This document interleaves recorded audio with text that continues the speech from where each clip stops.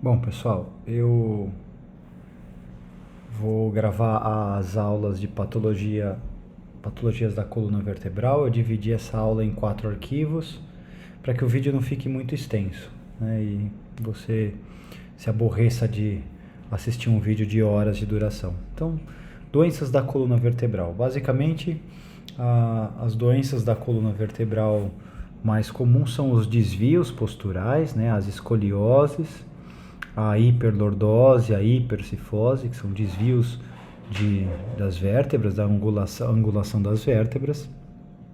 Uma outra doença que acomete muito a coluna vertebral são as artroses, né, o desgaste da articulação e a formação dos osteófitos, os famosos bicos de papagaio.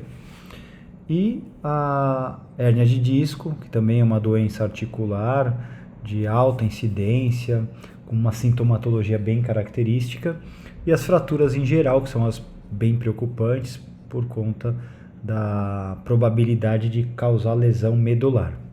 Vamos começar com as doenças da coluna vertebral que causam desvios.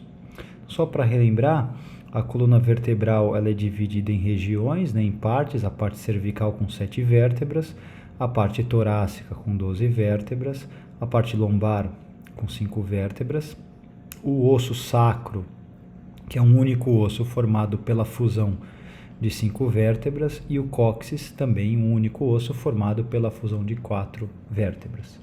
As vértebras são numeradas de cima a baixo em sua região, então C1, C2, atlas e axis, C3, C4, C5, C6 e C7, e aí na torácica volta a numeração T1, T2, T3 e assim sucessivamente até T12, lombar 1 até L5, S1 até S5, coccígea, né, CO1 até CO4.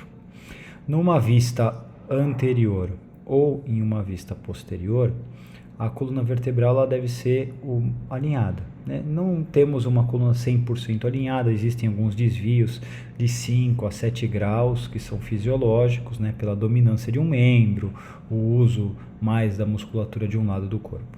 Quando nós observamos a coluna vertebral no perfil, que é essa imagem aqui do centro, ela deve ter curvaturas, e essas curvaturas são fisiológicas para que ocorra a distribuição de carga de uma forma adequada a não sobrecarregar os discos intervertebrais.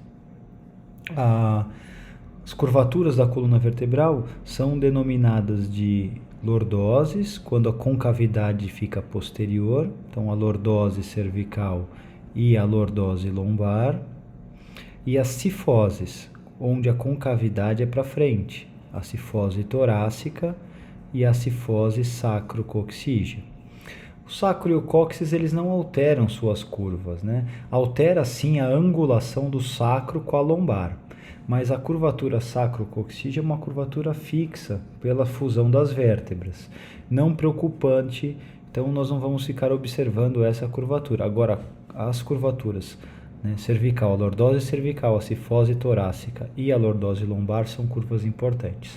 O aumento dessas curvaturas é chamado de hiperlordose ou hipercifose, e a diminuição é chamada de hipolordose ou hipocifose. Alguns termos também são usados para diminuição da curvatura como retificação. Então, às vezes vocês encontram nos laudos região torácica retificada, ela perdeu a curva. Essas curvas são importantes para manter a resistência da coluna frente às cargas que ela sofre. Curvas alteradas geram maior pressão, maior desgaste dos discos, chance de hérnia, formação de osteófitos, destruição articular, que vem acompanhado com dor, né, e outras alterações. Bom, no desenvolvimento, né, conforme nós vamos envelhecendo, a coluna vai ficando mais arqueada. Então, o idoso ele geralmente tem um aumento das curvaturas, né, que é um processo natural desse envelhecimento. Quando a coluna apresenta desvios de um lado para o outro, então num plano frontal, observando, se eu tiver desvios laterais da coluna, esses desvios laterais são chamados de escoliose. A escoliose pode ser uma escoliose em C, desviada para um lado, ou a mais comum das escolioses, a escoliose chamada escoliose em S, que ela apresenta duas curvas. No caso, as escolioses podem afetar a região torácica e cervical, então, ser uma escoliose tóraco-cervical ou uma escoliose tóraco-lombar, ou até mesmo uma escoliose cérvico-tóraco-lombar, de acordo com as regiões que ela compromete. Sempre as escolioses acabam comprometendo a região torácica e daí nós temos o seu agravante. Nessa imagem à direita, devemos lembrar que as vértebras torácicas estão associadas às costelas, que permitem a expansão do pulmão no momento da ventilação. Caso tenhamos distúrbios, da curva, promovendo uma escoliose, um desvio postural, essas costelas sofrem deformidades que nós conseguimos observar na superfície do corpo da pessoa, essa elevação, que é uma deformidade da costela, chamada de gibosidade. Então, a gibosidade é uma deformação da costela causada pela escoliose, e isso vai comprometer a expansão do pulmão, levando até a insuficiência respiratória e falência pulmonar, principalmente quando as curvas estão acima de 90, 100 graus. Então, temos uma indicação cirúrgica para a escoliose, acima de 40, 45 graus tem um indicativo cirúrgico, e quando elas são muito acentuadas, elas acabam comprometendo a ventilação. As causas idiopáticas, então não se sabe por que tem, mas algumas pessoas mesmo com postura, tem bailarinas que acabam desenvolvendo escoliose, não tem uma causa definida, simplesmente a coluna acaba sofrendo uma tortuosidade. E as não idiopáticas, que geralmente são as posturais, uma postura, sobrecarga, o uso inadequado da posição e da musculatura. Na fase de crescimento pode aparecer muitas escolioses, e aqui uma observação.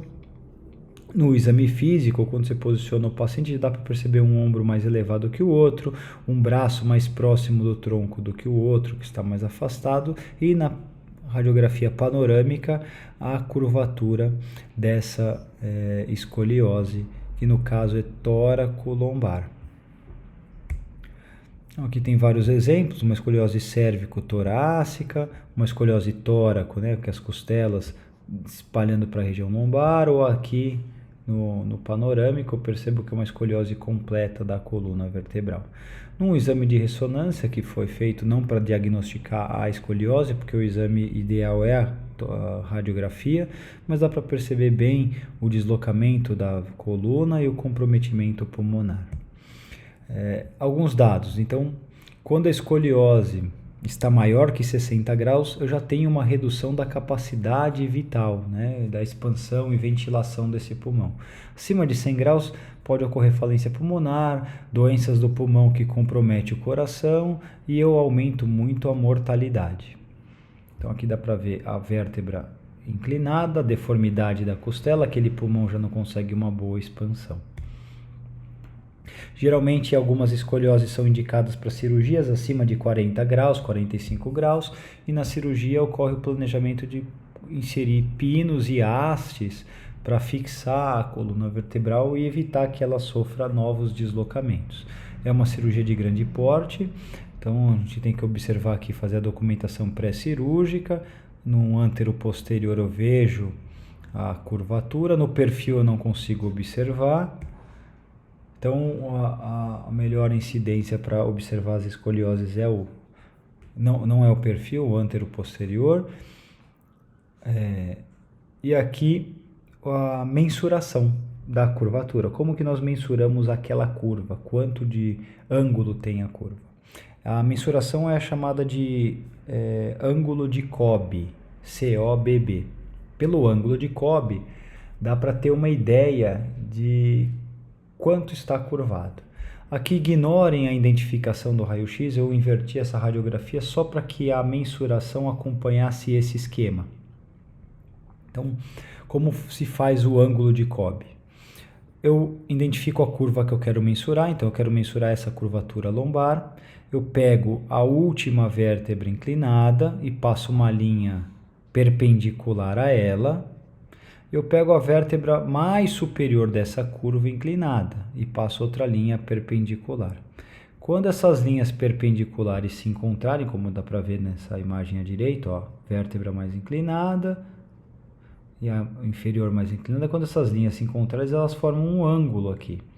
Se eu medir esse ângulo, é um ângulo de 70 graus. Quer dizer que pelo ângulo de Cobb eu consigo determinar quanto de curvatura tem aquela coluna. Então, de até 20 graus é uma observação, de 20 a 40 graus tem tratamento, principalmente fisioterapia, reeducação postural, ginástica, alongamento, são um tratamento mais conservador, e acima de 40 a 45 graus a escoliose deve ser indicada para o processo cirúrgico. Aqui um pré e pós-operatório, pré-operatório uma grande escoliose, já dá para observar bem as costelas deformadas, a formação da gibosidade, e pós-cirúrgico reduziu essa gibosidade, já tem uma expansão pulmonar melhor. Na documentação, né, não é do mesmo paciente, que aqui é uma mulher, no perfil eu não consigo ver essa escoliose, e nessa radiografia eu já consigo ver o tamanho da escoliose e até mensurar o grau de angulação, que é uma angulação bem acentuada, e no pós-cirúrgico a inserção dos pinos e das hastes para manter essa coluna o mais alinhado possível. Tá? É uma coluna que é uma cirurgia como eu falei, de grande porte. O pós-operatório é bem complicado para o paciente, muita dor, limitação de movimento, mas no quesito expansão do tórax para ventilação é melhorado, né? Não só isso, mas como a postura. Vejam, antes da cirurgia, o impacto, né, no visual estético e na postura, na radiografia a escoliose, pós-cirúrgico com o alinhamento e a inserção de pinos e hastes, e depois no exame físico, né, a postura e a posição que o corpo se encontra. Outros desvios, né, da coluna vertebral são os aumentos e diminuições. Aqui a gente vê uma região cervical, né, radiografada no perfil, com aumento da curvatura lordótica. Então aqui é uma hiperlordose, enquanto que à direita a gente vê uma retificação dessa lordose, chamada de hipolordose. A mesma coisa pode acontecer na região torácica, aqui está o externo do paciente, o diafragma, os corpos vertebrais. Nessa radiografia não tem uma boa penetração, mas a curva da região torácica está muito acentuada, então está hipercifótico, né? Ou uma hiperlordose, né? O aumento, olha só, o aumento da curvatura lombar. Lembrando que o exame de ressonância é feito deitado, com os joelhos flexionados, né? Não, geralmente, e a tendência nessa posição é da lordose quase ficar plana, e aqui eu tenho uma hiperlordose bem acentuada. Muito bem, essa foi a primeira parte da aula relacionada aos desvios posturais. Bom estudo para vocês.